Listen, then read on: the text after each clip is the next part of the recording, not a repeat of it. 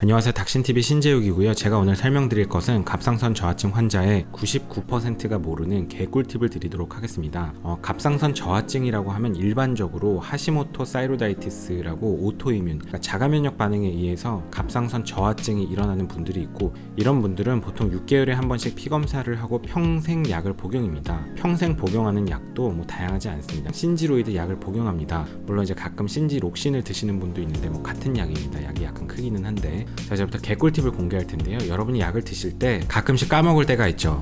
까먹었어요. 예를 들어 오늘 까먹었어요. 그러면 다음날 2알 드시면 됩니다. 여러분이 예를 들어서 그제도 까먹고 어제도 까먹었어요. 그러면 오늘 그냥 3알 드시면 됩니다. 그러니까 그제 거, 어제 거, 오늘 거 이렇게 3알을 드시면 됩니다. 이렇게 하면 잘못되지 않아요? 잘못되지 않습니다. 그 이유는 갑상선 저하증에 복용되는 이제 신지로이드가 이제 프리티포, T4에 관련된 호르몬인데, 이 호르몬이 우리 몸속에 들어오면 빠르게 혈중 농도가 올라가는데, 그 이후로 반감기가 일주일 정도 됩니다. 그러니까 우리 몸속에 일주일간 머물러 있어야 겨우 절반으로 농도가 떨어져요. 그러니까 몸속에서 빠지는데 시간이 꽤 오래 걸리는 편인데, 이런 약물들이 몇 가지 있죠. 예를 들면 골다공증 약물 같은 경우도 반감기가 굉장히 길죠. 그럼 훨씬 더 긴데, 반감기가 긴 약물들은 조금 까먹었을 때 그냥 다음날 날짜가 조금씩 안 맞아도 문제가 되지 않습니다. 그래서 다음날 그냥 한 알 먹는 것보다 다음날 2알 먹는 게 차라리 나쁘지 않습니다.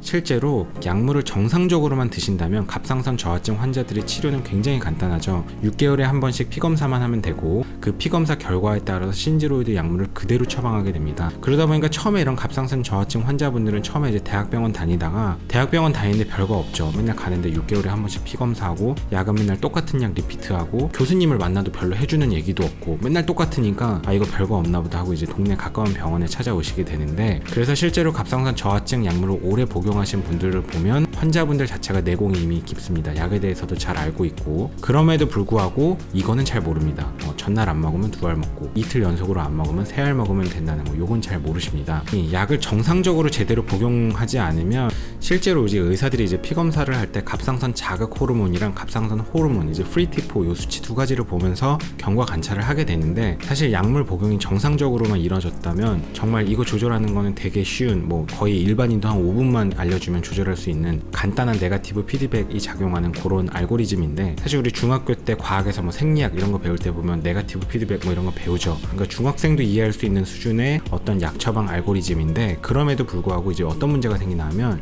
갑상선 호르몬은 피검사를 해보면 좀 빨리빨리 바뀌는데, 갑상선 자극 호르몬 이거는 혈중 피검사로 반영이 되는 한 2달 정도 속도가 걸립니다. 그러니까 예를 들어서 어떤 분들이 약을 되게 열심히 안 드시다가 병원 오기 직전에 약을 열심히 드셔갖고 오시면 프리티포, 갑상선 호르몬 수치는 높아져 있는데 갑상선 자극 호르몬도 같이 높아져 있어요.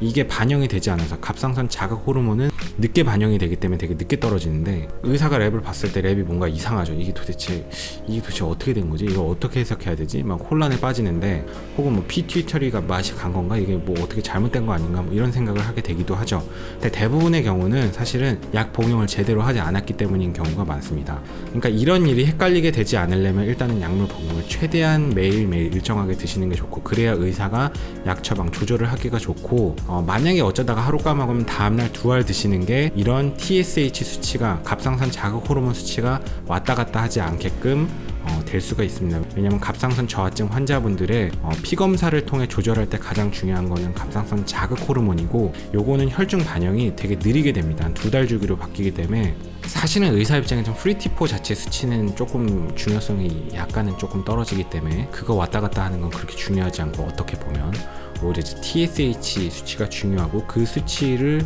위주로 한다면, 게다가 이 신지로이드 약물 자체의 반감기가 꽤 길기 때문에 이런 점들을 고려하면 하루 까먹으면 다음날 2알, 이틀 까먹었으면 그 다음날 3알, 일주일 까먹었으면 이건 좀 노답이다. 이건 저도 뭐라고 할 말이 없는데, 지금 제가 말씀드린 것은 어떤 진료 지침에 나오는 정립하던 내용은 아닙니다. 그냥 이렇게 세미나 같은데, 학회 같은 데서 가면 이렇게 여담으로 들을 수 있는 꿀팁 같은 그런 얘기입니다. 갑상선 저하증 환자분들 대부분 제가 여쭤보는 거 잘 모르시는데 이런 점이 있습니다. 그래서 그거를 참고하시면 됩니다. 참고로 예를 들어 고혈압이나 당뇨약 드시는 분들은 이렇게 하시면 안 됩니다. 예를 들어 당뇨약인데 하루 까먹었다고 그 다음날 2배로 약 드시고 이러면 저혈당에 빠지고 이러죠. 큰일 납니다. 이런 분들은 따라 하시면 안 되고, 갑상선 저하증으로 신지로이드 드시는 분은 이렇게 하시면 됩니다. 그럼 오늘 영상 여기까지 하겠습니다. 왜냐면 오늘은 토요일이라서 영상을 발편집으로 빨리 하고 이제 놀러 가야죠. 긴 영상 봐주셔서 감사합니다. 수고하셨습니다.